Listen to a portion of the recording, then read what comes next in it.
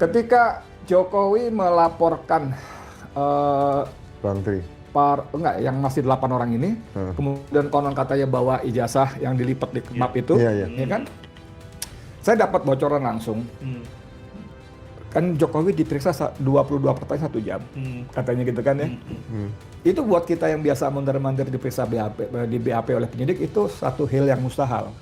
22 pertanyaan 1 jam tuh mustahil sekali, sangat mustahil. Tapi saya dapat informasi bocoran dari Bintang 4, tentu pensiunan.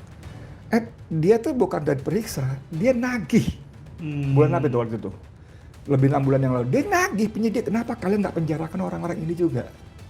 Seorang penyidik mengatakan, menurut informasi berkas perkara dari jaksa bahwa berkas perkara sudah tidak perlu dilengkapi.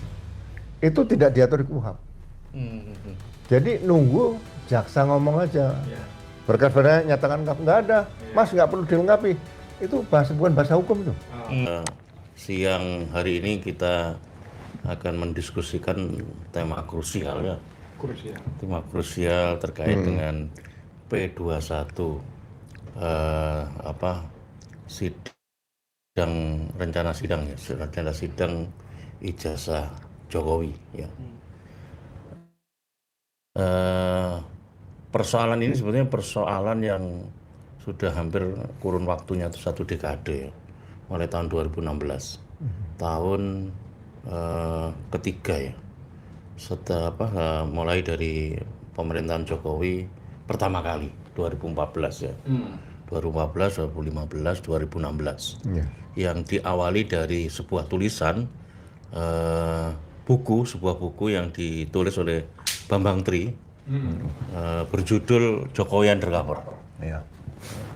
Lalu kemudian berkembang kasus, akhirnya disidangkanlah dengan keputusan inkrah atas Bambang Tri dan Gus Nur ya. Gus Nur sampai terakhir kemarin mendapatkan gerasi ya dari Pak Prabowo ya. Remisi ya. Pengurangan hukuman ya, bukan gerasi ya nomenklaturnya. Lalu kemudian juga berkembang tawaran tentang RJ, restoratif justice. Restoratif justice dalam konteks implementasi hukum pidana. Nah, nanti Pak Ugro bisa menjelaskan soal dinamika ini. Lalu terakhir yang terbaru adalah P21 yang dibantah oleh kuasa hukum Roy Suryo bahwa ini sudah menyalahi prosedur formal di dalam Kitab Undang-Undang Hukum Pidana karena dianggap waktunya sudah lewat. Harusnya dikeluarkan SP3, surat perintah pemberhentian perkara.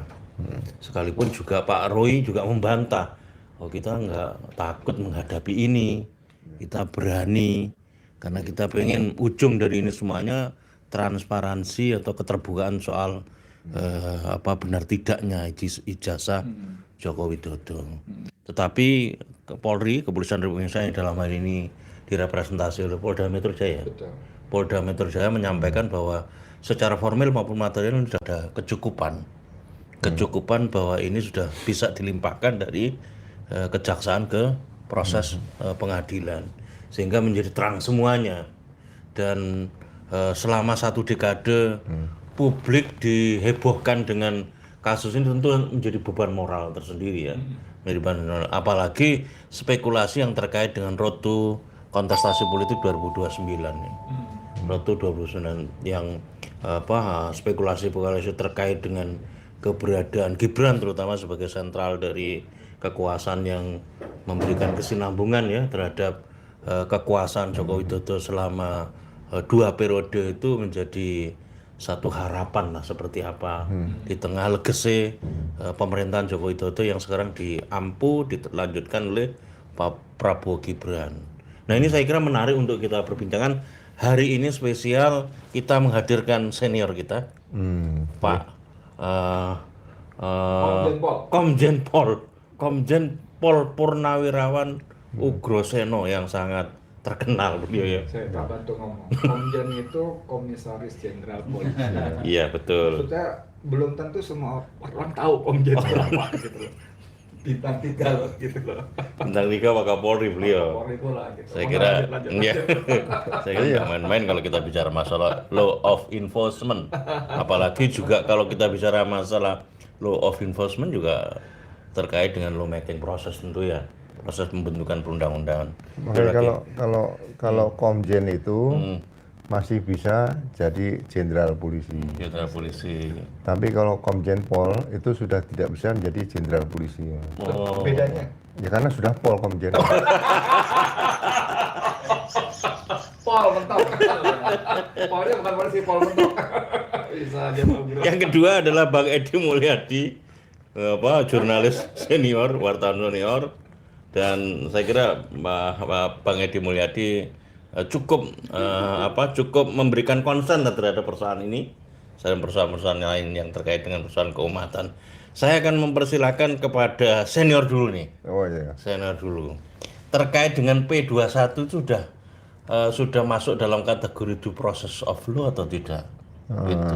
Yang kedua, seberapa kemungkinan intervensi kekuasaan karena dugaan terkait dengan P21 itu adalah terkait dengan publik menilai ini nggak bisa dipisahkan secara langsung atau tidak langsung dengan kekuasaan. Iya. Pak Ugro melihatnya seperti apa ini?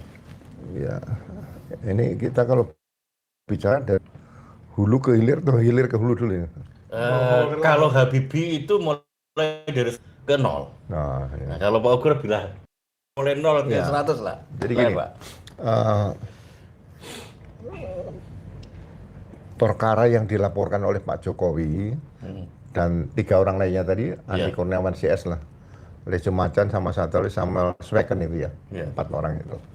Nah, itu pasal-pasalnya kan 310, 311, ya kan, pencemaran nama baik, fitnah.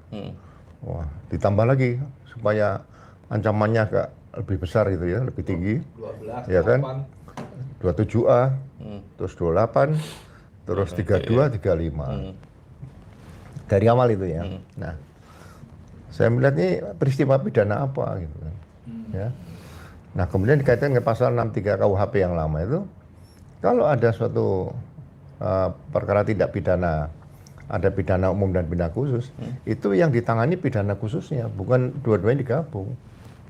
Nah, itu sudah kesalahan fatal. Mau nggak mau kita aturan undang-undang kan dibaca secara eksplisit, nggak boleh dianalogikan kemana-mana seperti itu. Satu, ya kan?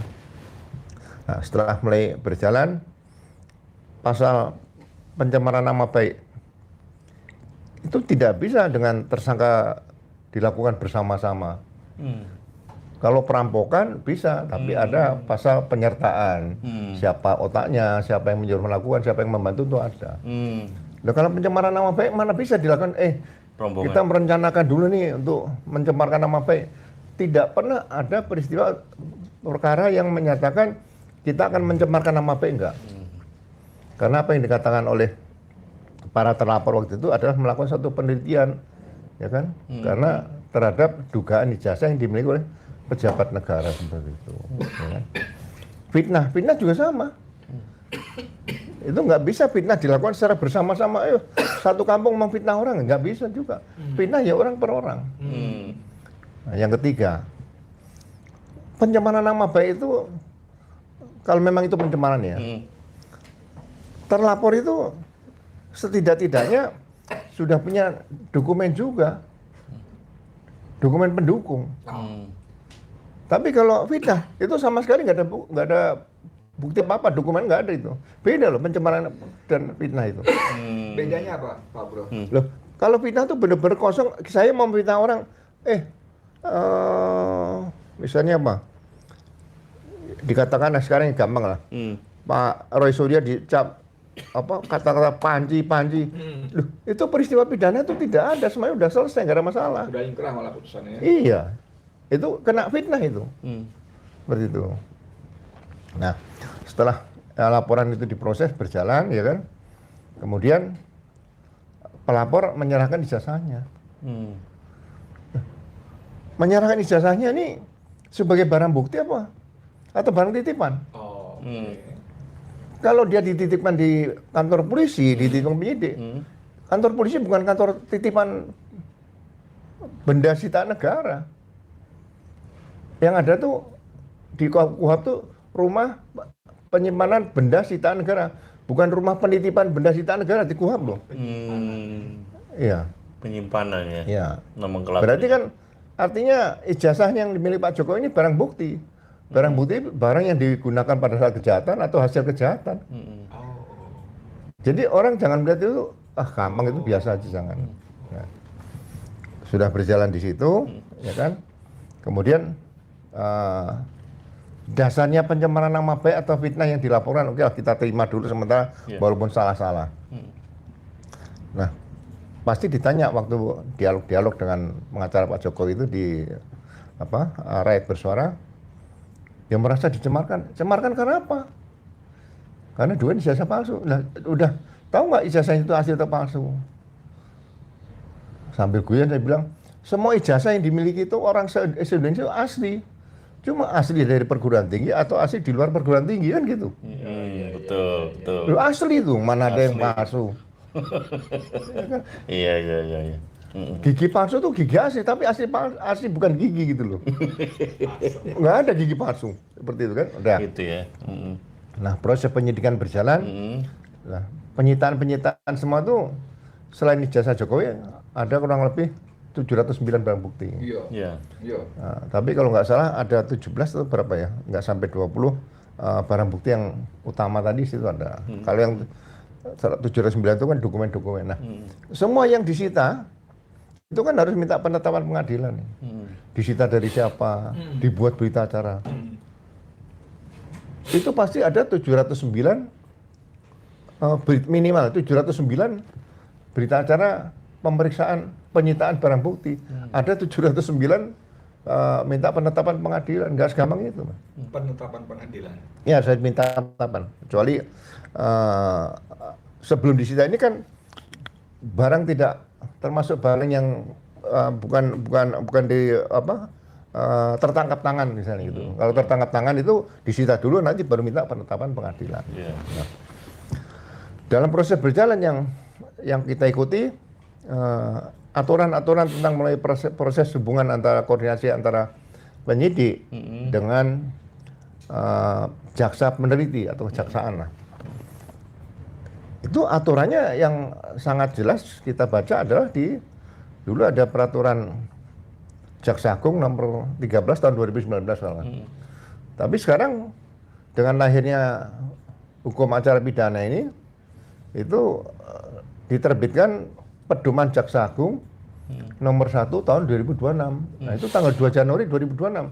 Jadi Kejaksaan Agung sudah menyiapkan pedoman Kejaksaan Agung tadi, ya kan? Itu saat Undang-Undang nomor 20 tahun 2023 tentang KUHP tadi dinyatakan berlaku sama-sama. Nah, disinilah tentang koordinasi itu berjalan, ya kan? Kalau kita perhatikan, ya memang sangat-sangat jelas di situ. Sejak penyelidikan saja itu sudah bisa dikoordinasikan dengan kejaksaan, pihak kejaksaan. Nah, mulai berkas itu nanti lakukan penyidikan, berarti ada surat perintah penyidikan dan ada SPDP. Nah, itu kan diberikan tembusan di jaksa. SPDP apa? Surat pemberitahuan dimulai penyidikan. Nah, surat pemberitahuan dimulai penyidikan sudah berjalan. Nah, kalau itu dalam penyidikan berkas dinyatakan sudah lengkap, ya kan? Itu ada aturan penyidik menawarkan restoratif justice. Jadi setelah P21 itu? Belum. Oh, P19. SPDP. Setelah berkas lengkap. Lengkap versi polisi. Ya, sebelum dilimpahkan ke jaksa. Sebelum pelimpahan pertama loh. Itu menawarkan, ini bagaimana? Mau ada restoratif justice nggak? Nah, ini ada nggak penawaran seperti itu? Kepada kedua belah pihak ya? Kepada terlapor. 8 orang tadi. Jadi RJT yang minta RJ bukan pelapor. Yang minta itu biasa terlapor atau penyidik menawarkan. Jadi dilihat waktunya bisa dicek itu. Nah, setelah katakan penyidik menawarkan, ya, atau terlapor minta, terlapor bikin surat resmi. Ini kan penyidikan nggak bisa ngomong direkam kan nggak bisa, ya kan? Pakai voice note itu nggak boleh, resmi. Nah, tahu ada RJ bener, Egy Sujana dan Damai Harilubis, ya kan?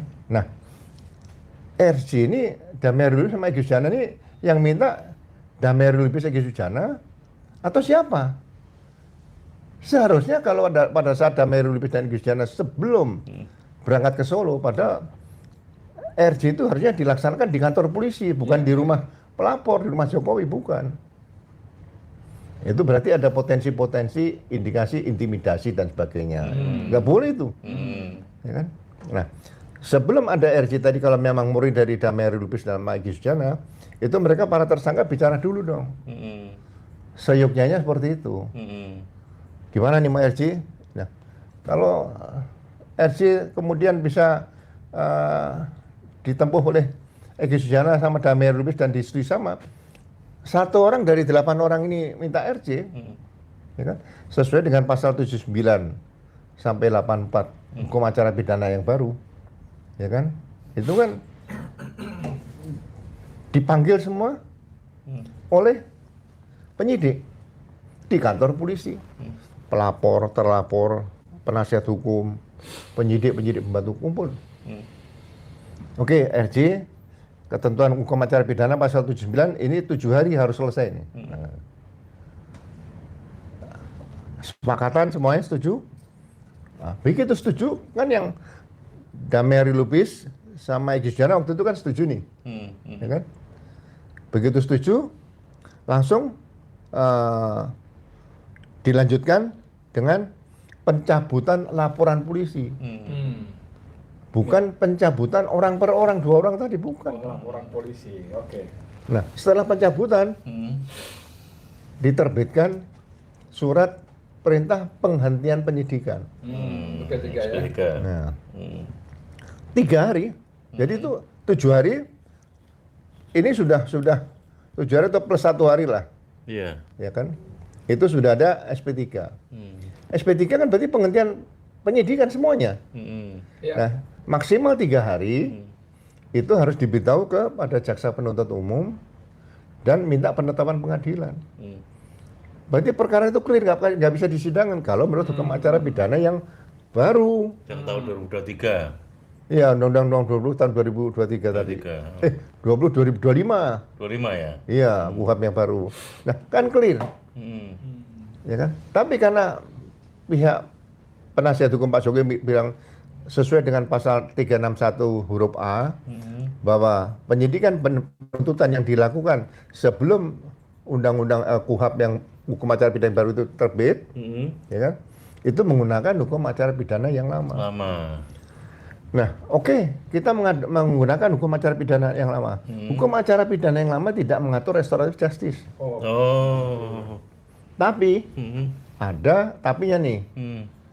Tiba-tiba ada lahir peraturan kepolisian nomor 8 tahun 2021. Tiba-tiba loh. Nah, peraturan kepolisian nomor 8 tahun 2021 itu mekanisme restoratif justice. Nah, restoratif justice yang dilakukan berdasarkan peraturan kepolisian nomor 8 tahun 2021 itu kalau sudah disepakati sama perkara dihentikan penyidikan. Tapi dasar penghentian penyidikan itu adalah demi hukum. Karena di KUHP yang lama itu Undang-Undang 881 itu penghentian penyidikan ada 3. Bukan tidak pidana, tidak cukup bukti atau demi hukum. Nah, ini diambil demi hukum. Padahal demi hukum ini di dalam hukum acara pidana hanya ditulis 3 juga. Nebis in idem, kedaluarsa, tersangka meninggal dunia. Nah, permasalahannya kalau demi hukum itu RJ-nya Egy Sujana sama Damai Harilubis berdasarkan Undang-Undang 881, ini demi hukum yang mana nih? Tersangka meninggal dunia masih hidup. Ya kan? Nebis in idem, ini perkara ini belum pernah diputus nih. Ya kan? Terus yang ketiga, tadi kedaluarsa ini juga enggak. Tapi kita ikuti saja lah. Nah, sekarang pertanyaan saya. Kalau sudah dihentikan penyidikan, apakah itu menggunakan peraturan kepolisian nomor 8 tahun 2021 dan hukum acara pidana nomor 8 tahun 81 ataupun dengan hukum acara pidana yang baru Undang-Undang nomor 20 tahun 2025, ya kan? Nah, apakah ada berkas perkara yang bisa maju ke jaksa dan ke pengadilan?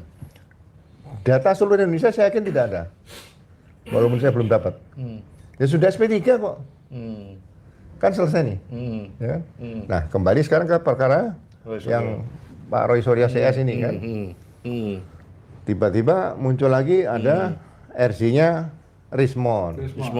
Nah, Rismond ini kalau saya yakini itu dia juga sama datang ke Solo.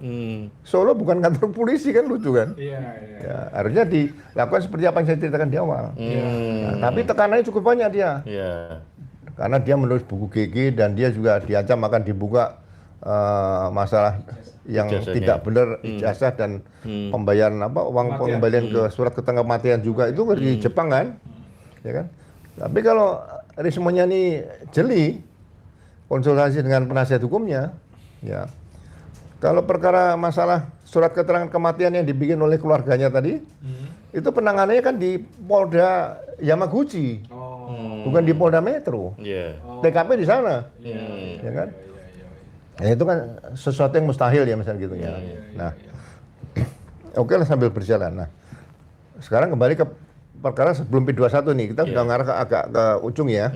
Nah, kalau dikatakan secara formal penelitian, nah kembali kepada Pedoman Jaksa Agung nomor 1 tahun 2026. Berkas perkara lebih dari 14 hari tidak dikembalikan, ya. Kan dikirim pertama ke jaksa nih. Jaksa 7 hari meneliti nih. Kembalikan ke penyidik. Ya, kan dikirim tanggal 13 Januari 2026. Ya kan?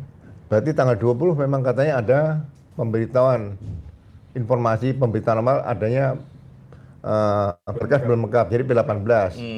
Nah, kemudian P19-nya muncul tanggal 26 ke sana. Ya kan? Nah, setelah dikembalikan pada penyidik, 14 hari ini harus dikembalikan ke jaksa lagi. Kalau 14 hari tidak ditepati, itu SPDP berhenti, dikembalikan. Makanya di situ dalam KUHP dan dalam pedoman Jaksa Agung tadi, kenapa ada waktu 14 hari penyidik melengkapi, 7 hari jaksa meneliti. Nah, kalau 3 kali bolak-balik perkara ini ya jaksa mengembalikan SPDP sama berkasnya kepada penyidik. Baru nanti dilengkapi lagi SPDP baru, penyidikan baru. Nah kalau SPDP baru kan berkas harus dibongkar-bongkar lagi. Itu yang pertama. Ya kan? Makanya ada 14 hari dan 7 hari itu hitung-hitungan kita kurang lebih antara 56 atau 70 hari. Kenapa dalam hukum HAP itu ada hitungan angka 70 atau 56 hari tadi ya Mas, dalam proses penyidikan. Karena ini kan ada hubungannya dengan kalau ada seseorang ditahan. Akan berapa hari dia di dalam nanti, ya kan? Nah, wajib lapor. Wajib lapor itu juga ditentukan. Wajib lapor itu harusnya maksimal ya sama 70 hari. Ini 7 bulan udah. Nah, makanya ya hal-hal seperti ini kan formal nih. Nah, oke lah. Sekarang kalau dikatakan seperti itu, kalau misalnya tetap dinyatakan P21, saya tidak tahu yang dipedomani, baik penyidik sama penuntut umum ya. Itu hukum acara pidana yang lama, atau hukum acara pidana yang baru, atau pedoman Jaksa Agung nomor 1 tahun 2026. Kalau saya melihat bersama kawan-kawan, ini pelanggaran formil dan material udah cukup banyak. Nah, menuju kepada isu P21 itu ada atau tidak? Kan ada statement waktu Pak Dirkrim menyatakan, ya kami sudah koordinasi bahwa berkas perkara tidak perlu dilengkapi. Loh, yang berhak menyatakan berkas perkara tidak dilengkapi, tidak perlu dilengkapi itu diatur di hukum acara pidana yang mana dan diatur di pedoman Jaksa Agung 1 tahun 2026, kira-kira bab 3 angka berapa? Saya kan baca-baca itu semua, ya kan? Memang dikatakan sudah menyatakan berkas perkara ini dinyatakan lengkap, maka dalam tempo 2 hari dia harus memberikan pemberitahuan tadi P21. 2 hari loh, 2 hari kerja loh. Nah kemarin yang dinyatakan di media tanggal berapa itu? Waktu dia ada press conference dia. Tanggal 2 salah. Tanggal berapa itu? Tanggal berapa? 2 ya kira gitu. Itu 2 hari kerja. Iya. Itu di angka kalau nggak salah 42 atau 43 di pedoman itu di bab 3. Nah, kalau misalnya ini P21 betul seperti itu ada surat P21 dilimpahkan. Nah, semua udah dilanggar, yang mau di pedoman yang mana? Makanya kalau saya membaca pedoman tadi, ya pedoman Jaksa Agung nomor 1 tahun 2000, saya nyatakan ya cukup baik lah. Tapi kalau sudah ada misalnya pihak penyidik, ya ini kan ahli-ahli hukum juga banyak menilai kan. Kemudian pihak jaksa peneliti menyatakan berkas itu lengkap. Lengkapnya di mana? Ya kan? Apakah 709 barang bukti itu sudah menyatakan bahwa ijazah itu asli? Nah justru ini nanti kalau misalnya di pengadilan sih nggak ada masalah. Cuma upaya-upaya yang penekanan yang dilakukan oleh kelompok pendukung Pak Jokowi tadi kan ditahan. Loh, sekarang penyidik sama penuntut umum ini independen nggak di situ? Nah, saya berani cerita semua ini karena sejak awal, ya mohon maaf, saya bukan mengatakan bahwa diri saya adalah baik nggak, tapi ya saya berusaha baik selama tugas di polisi lah gitu aja. Karena apa? Polisi juga manusia dan punya nurani. Makanya polisi tidak bisa diganti robot, Mas. Nggak bisa. Makanya kalau ada beli Robocop dari robot-robot itu, saya sendiri tidak sependapat. Karena polisi tetap manusia. Nah, yang saya pernah buktikan adalah pada saat itu tadi, mungkin saya sering ceritakan ya, orang bosan mungkin. 3 terpidana mati, saya tidak melawan, tapi saya berbeda pendapat. Yang bersangkutan ini sudah mulai proses pengadilan tingkat pertama, banding, kasasi, PK. Gerasi pertama ditolak. Udah 5 gerbang nih. Ya kan? Begitu dipaksakan eksekusi, saya menolak. Kenapa? Karena di Undang-Undang Gerasi nomor 22 tahun 2002 itu gerasi bisa diajukan 2 kali. Yang bersangkutan gerasinya ditolak itu November 2005. Nah 2006 mau dieksekusi, padahal dia akan mengajukan gerasi kedua nanti November 2007 sesuai dengan Undang-Undang Gerasi. Nah, saya berbeda pendapat. Nah inilah kadang-kadang ya aparat ya, terutama aparat penegak hukum itu saya katakan sekali lagi bukan robot, ya harus berani beda pendapat. Ya kan? Kalau nggak berani beda pendapat ya maaf ngapain dulu mengabdikan diri kepada negara dan bangsanya untuk melaksanakan perintah, siap melaksanakan perintah atasan. Waktu beliau Kapolda, tanda kutip melawan perintah atasan. Bukan melawan tuh ya, berbeda pendapat. Berbeda pendapat, bukan melawan. Atasannya marah. Iya. Artinya ada koridor hukum yang dipakai sebagai argumentasi hukum kan ya. Makanya saya sambil guyon nih Mas Dedi ya, Mas Mat. Kok saya bisa jadi Wakapolri? Iya, betul juga ya. Tapi jangan lupa di dunia ini masih ada Allah Subhanahu Wa Taala. Masya Allah. Loh, saya sendiri nggak merasa kok bisa jadi kan, itu saya tanda tanya. Tapi ya saya bersyukur alhamdulillah seperti itu ya. Tapi saya nggak pernah berusaha untuk ya dengan berbagai cara supaya bisa mencapai orang nomor 2 di Polri, enggak. Ya, Pak Ugro, pertanyaan krusialnya dengan dinamika yang Pak Ugro tadi sampaikan, banyak indikasi atau tidak ya? Apakah ini memang ada kecacatan dari sisi formil yang Pak Ugro tadi sampaikan? Bahkan penetapan P21-nya itu berpedoman kepada apa itu pun juga masih belum nggak jelas. Pak Ugro lihat kejelasannya kan begitu. Seberapa sebetulnya yang Pak Ugro berdasarkan atas pengalaman atau penelitian dari proses hukum yang berjalan selama ini tentang intervensi kekuasaan terhadap pelimpahan dari proses penyidikan ke pelimpahan perkara, Pak? Ya, seperti gini, itu penegakan hukum itu sebenarnya ada bukan barrier lah, filter lah.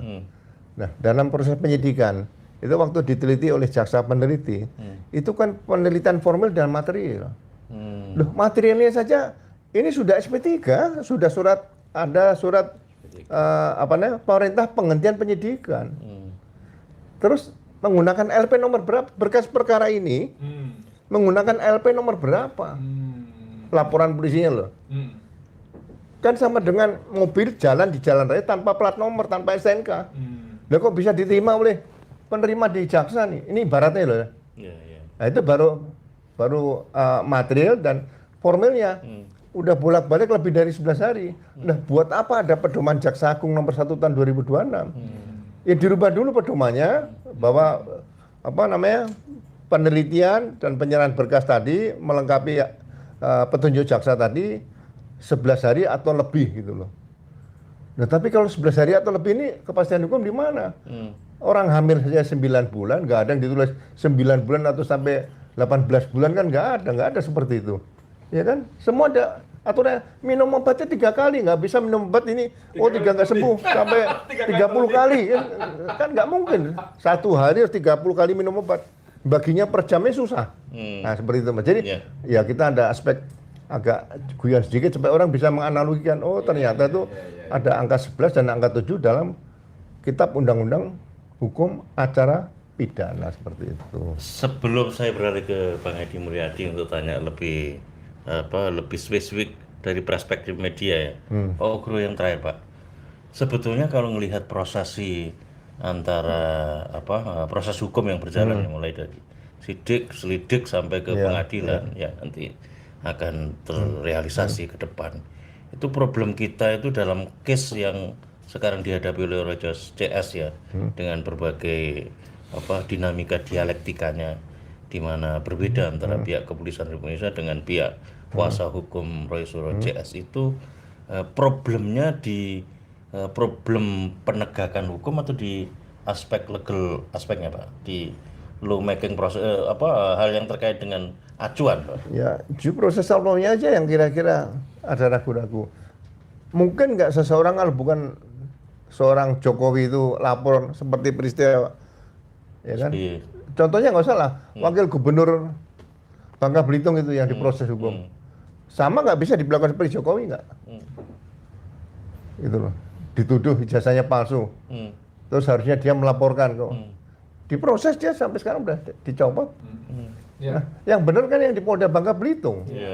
Seperti itu, nggak usah ragu-ragu walaupun dia pejabat wakil gubernur waktu itu, seperti itu. Jadi saya melihatnya di situ mulai dari awal, ya kan? Apalagi penasihat hukumnya yang masih anak muda itu kan, sama namanya saya lupa, Yakob ya. Yakob. Wah nanti presiden akan hadir di sidang pengadilan. Tapi sekarang begitu dengar-dengar isu katanya berkas, ya, presiden tidak akan hadir nanti, kan makin gitu, ya kan?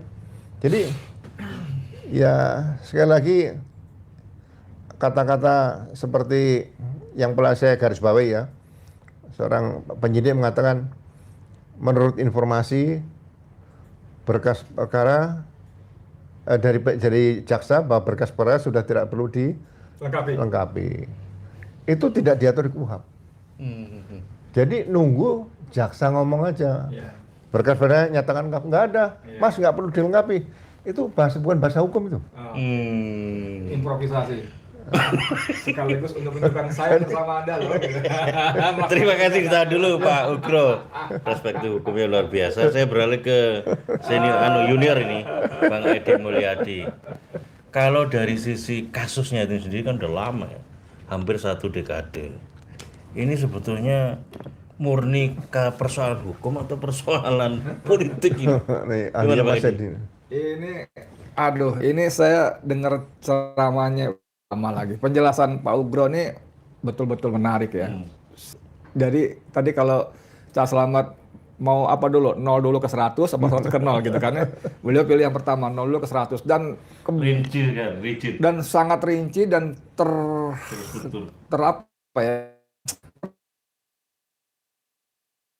dipaksakan banget. Semua SP3 soal ini kan gelondongan laporan polisi soal restoratif justice. Ngapain ke Solo? RJ itu kan yang terbaru misalnya soal gelondongan ini kan ya. Yang terbaru kakek Muji yang di PTPN di Lampung. Ya kan dituduh nyuri getah karet 8 karung bersama temannya. Para bergulir rame dan antara kasih instruksi PTPN udah restoratif justice selesai. Pak kakek Muji yang 70 tahun itu tidak jadi ditahan. Tapi 2-3 hari kemarin saya baca, dia masuk lagi. Karena apa? Karena yang kedua temennya nggak dimaafkan oleh PTPN. Batal. Aneh, Itu soal tadi. Aneh. Aneh kan, jadi kalau kita berpegang, saya nggak tahu pedoman-pedoman yang Pak Ugro sebut, ada perkap ini, ada peraturan jaksa ini, kita nggak paham. Tapi bagaimana seorang kakek muji yang karena tekanan publik karena segala macam kemudian jadi bebas dengan RJ, tapi batal karena temannya tidak dimaafkan oleh PTPN, masuk penjara lagi. Padahal tadi kan saya simak baik-baik, Pak Ugro bilang ini kan satu laporan polisi. Kenapa yang 3 bisa dapat? 2 dulu, udah dapat SP3, RJ SP3, kemudian yang lain nggak. Harusnya kan gelondongan. Gelondongan kan? Harusnya gelondongan. Tapi ini bagaimana semua proses yang dilalui ini adalah dipaksakan. Semua peraturan, nanti makanya Cak Slamet nanya, ini yang salah apanya? Hukumnya apa pelaksanaannya? Pertama, hukumnya memang nggak sempurna, hukum buatan manusia kan. Yang kedua, lebih parah lagi, mereka sengaja mengobrak-abrik, melindas semua aturan main yang justru mereka buat sendiri. Saya ngalamin, jadi curhat. Saya ngalamin kan, kasus IKN kan. Bagaimana saya bolak-balik nantangin polisi. Woi, kapan sidang, woi? Saya bilang gitu kan. Penyidik saya, kelamaan nih, gue capek di dalam nih. Ntar bang, belum P21 bang, segala macam itu. Begitu P21, saya berkasih sampai, saya juga dibawa ke kejaksaan. Di borgol, masuk berita televisi, mertua saya nangis kan lihat menantunya di borgol pakai rompi gitu kan. Udah situ baru proses sidang dan sebagainya. Nah ini kan aneh gitu loh. Jadi kalau kita di ujung cerita ini misalnya cerita soal P21. Ini kan P21 sudah diamplifikasi sejak April. Para termul yang salah satunya Jakob Hasibuan tadi anti April P21. Pertanyaan saya yang awam, lu tahu dari mana P21 bulan April waktu itu? Itu tahu dari mana? Kecuali bahwa para penyidik itu dalam satu koridor dengan mereka dapat perintah. Ketika Jokowi melaporkan Bang Tri, yang masih 8 orang ini, kemudian konon katanya bawa ijazah yang dilipat di map itu, ya kan? Saya dapat bocoran langsung. Kan Jokowi diperiksa 22 pertanyaan 1 jam. Katanya gitu kan ya. Itu buat kita yang biasa mondar-mandir diperiksa di BAP oleh penyidik itu satu hal yang mustahil. 22 pertanyaan 1 jam itu mustahil sekali. Sangat mustahil. Tapi saya dapat informasi bocoran dari Bintang 4, tentu pensiunan. Dia tuh bukan dari periksa, dia nagih. Bulan apa itu waktu itu? Lebih 6 bulan yang lalu, dia nagih penyidik, kenapa kalian nggak penjarakan orang-orang ini juga? Dia nagih. Lalu saya berimprovisasi, saya nggak bilang saya dapat informasi dari sumber, tapi saya berimajinasi. Kalau Jokowi datang ke penyidik, itu dengan langkahnya saya pakai jalan gitu kan. Lalu saya duduk, bukan ditanya, Bapak apa kabar? Ditanya, kamu kenapa mereka belum kalian tangkap? Ya, asik nggak? Pak ini nih. Ini dialog imajiner. Imajiner saya. Imajiner saya. Kan biar aman. Kalau saya bilang sumber saya mengatakan, nanti saya ditanya siapa sumber lo, kan repot kan? Imajinasi. Padahal sumber saya mengatakan begitu. Saya buka sekarang nih. Terus, kamu kenapa belum? Ini. Apa kurang yang saya kasih ke kamu? Itu serius, bos. Habis peristiwa itu ada seorang kombes aktif di Sulawesi Selatan telepon kepada yang di Polda. Wah gila, dapatnya tebel banget nih, kita nggak pernah dapat seperti ini. Kan gila. Tapi saya bilang imajinasi saya seperti itu. Nah, jadi bagaimana seorang ini nih, kasus ini sangat dipaksakan, penuh rekayasa dan bukti-bukti disampaikan sangat baik oleh Pak Ugro. Bagaimana aturan ini, peraturan itu segala macam ditabrak, dilanggar. P21 ini juga kan aneh gitu loh. Seperti tadi bilang, harusnya kan dari mulut jaksa. Sudah P21. Tiba-tiba si diskremumnya sudah menyatakan berkas lengkap, bukan P21. Udah lengkap. Udah lengkap gitu loh. Dua hari kemudian diberikan surat dengan kode administrasi P21. Sudah ada P21-nya? Belum ada. Nah iya, makanya kan aneh kan. Jadi memang kalimatnya kan itu tadi beliau dengan bagus ini bukan pendapat hukum. Nggak ada kalimat dalam KUHP atau apa segala macam berkasnya sudah dianggap lengkap. Nggak ada. Yang ada jaksanya bilang sudah lengkap P21. Sudah. Jadi bagaimana ini benar-benar dipaksakan, dan ternyata kemarin saya baca Roy Suryo bilang nggak ada, sampai sekarang nggak ada gitu loh. Ini kan menyangkut nasib orang. Bagaimana mungkin selembar kertas yang namanya P21 atau apapun yang akan sangat berpengaruh pada nasib orang itu sampai sekarang masih antah barantah, gaib sebagaimana awal kasusnya ya ijazah itu. Jadi kalau Cak Slamet kembali baru ke pertanyaan yang tadi, ini kasusnya bagaimana? Saya nggak bisa tidak, ini saya ingin mengatakan ini penuh dengan intervensi politik. Nggak bisa nggak. Kalau ngomong soal hukum udah berantakan dari awal. Udah berantakan dari awal, ini intervensi hukum. Dan saya kira sekarang Jokowi pada posisi no point to return. Nggak ada di titik balik. Karena dia udah terlanjur. Mungkin dia berpikir dengan melaporkan Roy dan kawan-kawan, mereka akan kecut, nangis-nangis, menghibah-hibah, minta ampun, segala macam. Ternyata faktanya, qadarullah, Jokowi salah pilih lawan. Orang-orang 5 orang ini khususnya orang-orang yang wah dahsyat sekali. Saya harus mengakui mereka dengan izin Allah sangat luar biasa, dan akhirnya Jokowi ragu-ragu. Saya juga nggak tahu P21 ini, mungkin Pak Ugro yang bisa punya perspektif gambar lebih besar. Saya wakili nanya nanti. Ini mainan siapa narasi ini? Itu yang mau saya tanyakan. Ngomong saya. Nah, siapa sih yang paling diuntungkan dan siapa yang paling dirugikan kalau prosesnya berlanjut? Dia salah ngundang wartawan di narasumber begini. Naluri nanyanya muncul juga akhirnya. Ini permainan siapa, Pak Ugro? Apa motifnya gitu loh? Karena dalam persepsi awam saya, kalau sampai ini maju ke persidangan, Jokowi bunuh diri, tanda kutip. Karena dia akan dipaksa untuk menunjukkan ijazahnya. Misalnya orang akan mengatakan seperti pendapat Refli misalnya pernah mengatakan, salah kalau nanti masuk ke persidangan, nanti materinya bukan soal ijazah palsu, tapi soal pencemaran nama baik, fitnah dan sebagainya, ya kan?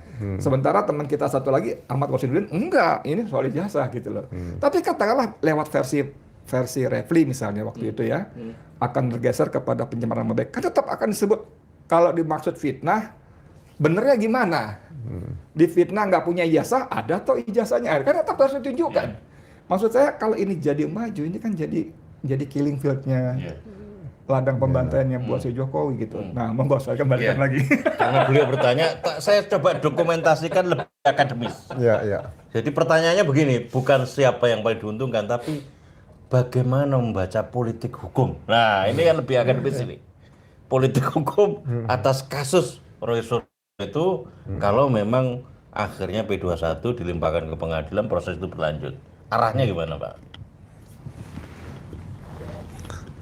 Ya, yang pertama ini mungkin pemikiran imajiner juga nih, Mas. Ya. Pemikiran gila-gilaan ini. Gini. Ya, Pak Jokowi ini masih belum kenyang. Belum kenyang apa? Dia masih pengen makanan yang berupa memenjarakan orang itu nikmat. Betul kalau begitu. Ya kan, Bambang Tri, Gus Nur. Iya, belum kenyang ini, gitu loh. Ya. Jadi berangkat dari situ, mungkin habis ini beliau akan pesan lagi nih, ya, tolong hakimnya nanti, hakim yang kalau misalnya maju nih, hakim yang menyidangkan berkas perkara Bambang Tri dan Gus Nur. Majelisnya ya. Loh iya, pasti kan itu bisa dia. Kemarin nggak bisa dilakukan, ini bayar situ. Nah, tapi kalau ini free and fair dalam dalam penyidangan nanti, ya kan, ya seharusnya dari awal begitu jaksa membacakan dakwaan, ya, mulai dari fakta sidang mulai dibuka, ya ditanyakan oleh penasihat hukum dari Mas Roy Suryo dan kawan-kawan Dokter Tipa, mohon izin Pak Hakim, bisa nggak ini pencemaran nama baik dan fitnah ini kan berdasarkan dugaan ijazah palsu. Nah, dihadirkan pertama adalah pemilik ijazah tadi, hadir nggak? Nah, dari situlah nanti baru para ahli juga bicara di situ, tunjukkan Nah, itu bisa difoto publik. Tapi nanti bisa juga seperti sidangnya Mas Hasto sama Tom Limbong, tidak boleh diliput. Ini kan aturannya seperti itu. Yang teroris ini, tapi sidang biasa yang kepala negara seperti itu terus. Bukan sidang susila ya? Iya, bukan sidang susila juga, bukan sidang anak-anak gitu kan, seperti itu. Jadi ini nanti masih hal-hal yang goib atau yang mustahil ini akan terjadi mulai dari awal penyidikan, penuntutan yang mengabaikan pedoman Jaksa Agung nomor 1 tahun 2026 sampai nanti pengadilan. Gitu. Jadi nanti akhirnya ya mohon maaf kalau saya berani ngambil kesimpulan sementara. Setelah proses selesai baru nanti Pak Presiden memberikan amnesti atau abolisi. Tapi kan ini bahaya. Kebebasan menyampaikan pendapat yang dilindungi pasal 28 Undang-Undang Dasar 45, tapi ya kan didukung penelitian yang ilmiah, tapi dikriminalisasi dengan cara-cara seperti ini. Nah, kalau ini benar-benar dilakukan, kepercayaan dunia internasional terhadap Indonesia runtuh. Akhirnya dolarnya lari jauh lagi nih, bahaya bagi saya nih.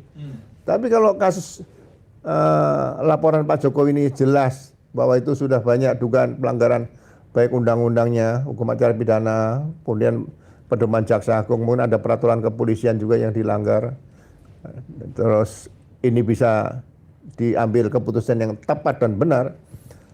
Saya yakin seperti zaman Pak Habibie, dolar langsung turun, ya kan? Menjadi 16.000 jadi 6.000 kan, seperti itu. Saya berani jamin itu, ya kan? Masa kita nggak cinta Indonesia dalam kondisi sekarang ini masih ada yang main-main dengan hukum?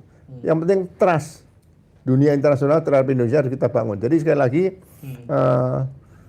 ya nggak usah ragu-ragu kalau menyatakan bahwa tekanan-tekanan pihak luar dalam criminal justice system di Indonesia ini masih potensinya masih cukup besar seperti itu. Ya. Terakhir Pak Ugro, bisa disampaikan rekomendasi Pak, rekomendasi dalam bentuk baik dari sisi lawmaking proses maupun law of enforcement Pak terkait dengan kasus ini. Tentu bukan yang sederhana karena produk hukum itu kan produk kekuasaan ya. Kekuasaan dengan hukum itu satu kesatuan yang tidak bisa dipisahkan. Tapi semua rakyat sekarang masyarakat kan mendambakan bagaimana proses hukum itu bisa benar-benar proses hukum itu bisa benar-benar equal, bisa benar-benar terrealisasi sehingga masyarakat itu tidak serba dihantui oleh karena ketidakadilan penguasa begitu Pak. Dan Pak disampaikan rekomendasi Pak. Ya suka nggak suka atau mau nggak mau ya. Jadi yang pertama Pak, saya dari dulu selalu memikirkan gini, apakah ada semacam pengawas independen yang bisa ngawasi criminal justice system? Bukan Kompolnas, bukan Komisi Kejaksaan, bukan KAY. Ini yang bisa ngawasi bener-bener nih. Tapi tetap institusi, lembaga? Oh iya. Tetap ya? Iya. Jadi contoh Dewan Pengawas KPK itu juga nggak jalan. Bawaslu nggak jalan. Tapi mengawasi 3 instansi ini itu di atas. Seperti itu. Atau kita kalau mau ide gila lain lagi. Ya kan? Ide gila gini. Perkara-perkara yang menyangkut presiden atau pejabat negara, menyangkut kekayaan alam, kekayaan negara kita, ya kan? Ada penyimpanan dana yang dilarikan ke luar negeri dan sebagainya, ya kan? Ya, khusus penyidikan hal-hal seperti ini yang sangat mengganggu perekonomian negara ini, ya perlu ada badan investigasi negara. Ya, saya berpikir, saya mohon maaf loh ya, kadang-kadang agak ekstrim juga saya. Kenapa BIN itu tidak menjadi badan investigasi negara? Dari Polri, anggota baik yang masih aktif dan purnapan bisa direkrut situ, TNI bisa, Kejaksaan Agung bisa di situ, BPKP bisa, BK bisa, ahli keuangan ada, penasihat hukum juga bisa di situ.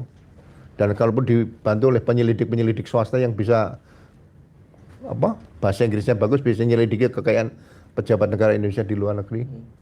Demi menyelamatkan Indonesia dari kebangkrutan atau kehancuran ke depan nanti. Ini mungkin dibutuhkan. Pasti orang tanya, loh, kemudian Badan Intelijen Negara kemana? Loh, intelijen negara itu dulu kan ada istilahnya Badan Koordinasi Intelijen. Bahkan Badan Kodeksi Intelijen. Koordinasi. Bakin, Jombang Sugama. Nah, itu yang dijabat oleh seorang wapres. Jadi wakil presiden Republik Indonesia tuh mengemban sebagai kepala bakin seperti dulu. Jadi nggak usah pakai BIN yang ada. BIN ini menjadi Badan Investigasi Negara seperti FBI ya.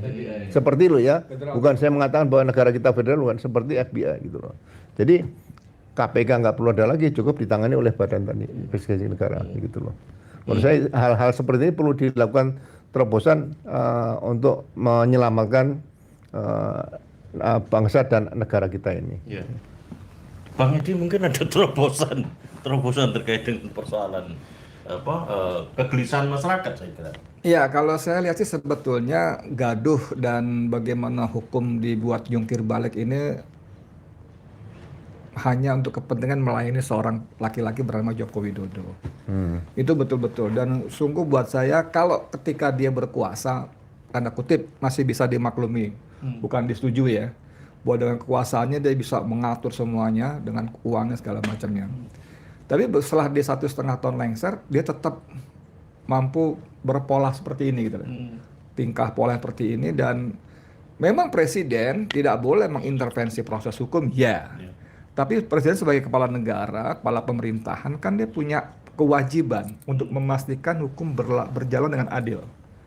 Punya kewajiban. Yang namanya polisi, menteri kehakiman, apalagi sekarang hukumnya banyak hamnya ya, hukum-hukumnya itu ya. Lalu jaksa, kan semua anak buah dia. Anak buah dia bisa perintahkan, bukan suruh bebaskan Roy Suryo, bukan suruh tangkap Jokowi, bukan. Dia bisa perintahkan polisi dan penegak hukum yang lain, kalian bertindak, berlaku secara profesional, penuhi aturan main semuanya. Jangan macam-macam, jangan neko-neko. Beri lapor pada saya dan buat prosesnya murah, cepat, transparan, akuntabel. Itu bisa. Tanpa harus perintahkan, Roy bebasin, ini yang nggak usah. Tapi dengan guidance seperti itu dan diikuti dengan pengawalan yang benar, ini kasus remeh-temeh kok. Tadi Pak Ugro dengan sangat bagus menjelaskan semua bagaimana aturan semua ditabrak sesuka-sukanya. Polisi yang punya, tadi ada perkap segala macam, kan dia yang bikin.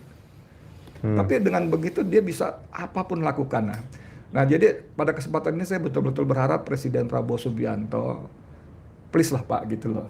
Karena saya ngomong dari Orsadal, orang sangat dalam, Pak Ugro, bukan Ordal. Orsadal. Bukan sangat-sangat dalam. Oh iya, Sadal itu. Saya tanya, bos, ini presiden tahu nggak sih soal ijazah Jokowi? Saya bilang gitu. Gimana sebetulnya? Ketawa dong, hahaha, gitu. Gimana ketawa gitu? Ya emang nggak ada ijazahnya, Kang, dia bilang gitu. Iya. Kan saya tanya, presiden itu kan punya semua alat. Intel aja ada Intelkam, ada Intel Kejaksaan, ada BAIS, ada BIN, dan segala macam. Banyak sekali, belum lagi lembaga-lembaga lain yang shadow gitu ya, yang bisa dikerahkan. Itu semua kan bisa, dan urusan itu jangankan Intel macam gitu, kita yang awam aja bisa tahu. Paling gampang, wajahnya kan beda, bos. Wajah Jokowi sama wajah yang dipoto itu kan beda. Mau dilihat dari sisi apapun, nggak usah pakai face recognition segala macam lah gitu, ilmu-ilmu yang mesti belajar. Kita secara kasatnya mata deh beda. Nggak pernah dalam sejarah Jokowi mulai jebrot lahir, kalau ada fotonya maksud saya, sampai yang foto terpublikasi di publik, terus sampai ijazah, sampai sekarang dia pensiun, nggak ada sama-samanya. Belum lagi kalau kita baca analisisnya Dr. Tifa, apa segala macam itu, ilmu ini, jarak ini segala macam itu, nggak ada. Itu aja paling gampang gitu loh. Paling gampang itu aja. Nah, maksud saya, bagaimana negara 284 juta penduduk ini punya sekian menteri, punya kepala badan, punya kapolri segala macam, kok bisa luluh lantak hanya karena selembar ijazah? Nggak pernah ada gitu loh. Sekali lagi Pak Presiden, mohon please, kasihan kami Pak rakyat Pak, karena kami terkuras energinya, konsentrasinya, apa segala macam, khususnya para yang terlibat ini. Kang Rijal Fadila tuh Jakarta Bandung loh, 7 bulan loh, hanya untuk lapor loh. Dr. Tifa segala macam, aduh itu luar biasa. Please ya, gini loh, saya mau bilang, Pak Rasulullah tuh bersabda, kalau pemimpin memudahkan urusan rakyatnya, Allah akan mudahkan Pak urusan pemimpin itu. Tapi kalau pemimpin menyusahkan urusan rakyatnya, maka Allah akan susahkan dia di akhirat Pak. Nauzubillah min dzalik. Mboten, ngiten mawon. Tambah dikit ya. Monggo, Pak Ugro. Iya, tadi sampaikan sama Mas Edi tadi bagus juga gini. bahwa tidak ada niat kita untuk memenjarakan Jokowi, nggak ada. Kan kita tetap hormati sebagai mantan presiden. Sekarang kan hanya ingin membuktikan ada dugaan ijazah palsu ini benar atau enggak. Saya gampang, ya presiden bentuk aja. Nggak usah penyelesaian harus melalui sidang pengadilan, tidak harus melalui pemidanaan seseorang. Ya baik terlapor itu ya. Bikin tim gabungan pencari fakta. Panggil semuanya di situ, ya kan, ada nanti dipaparkan depan presiden, ada Kapolri, Jaksa Agung, Panglima TNI kalau perlu, ya situ kan. Terus mungkin dari DPR juga ada hadir situ. Nanti dibuka semuanya situ. Apa yang sebenarnya terjadi? Ya sudah, kalau itu udah kan ijazah palsu, ya nggak usah dipidanakan, nggak ada masalah kan. Kalau misalnya diproses juga kan, jaksa punya kewenangan untuk deponering. Deponering itu kan mengesampingkan perkara pidana. Tapi kita nggak usah sampai situ lah. Ini hanya membuktikan dugaan ijazah palsu. Malah sekarang sudah diperkuat lagi oleh penelitian Pak Bonatua yang menggugat ke KIP tadi, Komisi Informasi Publik ya, bahwa ijazah Jokowi itu tidak ada, bukan palsu, tidak ada. Loh, kalau tidak ada bukan palsu lagi. Tidak ada. Ya, berarti memang dicari tidak ada, gitu loh. Seperti ada nggak? Ya tidak ada. Ya, mau dibawa itu? Ya di bawah itu? Ya tidak ada memang. Itu saja. Ya, terima kasih Bang Edi Mulyadi, terima kasih Pak Ugro senior kita atas perspektifnya. Semoga ini menambah semakin terangnya ya penyelesaian persoalan dugaan ijazah Pak Jokowi yang palsu itu. Sebagaimana palsunya janji-janjinya ya. Kira-kira begitu. Catatan saya sedikit saja, kalau substansi hukum itu kembalikan kepada kompromi atas manusia, memang menjadi relatif, menjadi nisbi gitu. Sesungguhnya kalau kita sebagai seorang muslim ya, hukum itu datang dari Allah Subhanahu wa Ta'ala. Tinggal menerjemahkannya aja. Dan sungguh sebetulnya apa-apa yang datang dari Allah Subhanahu wa Ta'ala sudah lengkap, tinggal mau menggali menjadi pemikiran-pemikiran hukum-hukum yang bisa dipraktekkan. Dan Indonesia ini punya 3 sumber pembentukan hukum, yakni hukum adat, hukum kolonial peninggalan Belanda, peninggalan Eropa lah yang pernah praktek di sini, dan Islam. Dan Indonesia itu populasi muslim terbesar kedua di dunia. Saya kira itu menjadi value capital value ya, value capital ya, kapital modal nilai yang luar biasa yang bisa digali untuk menyusun peradaban agung kehidupan berbangsa dan bernegara yang ada di Indonesia. Terima kasih. Shiratal mustaqim, billahi taufik wal hidayah. Wassalamualaikum warahmatullahi wabarakatuh.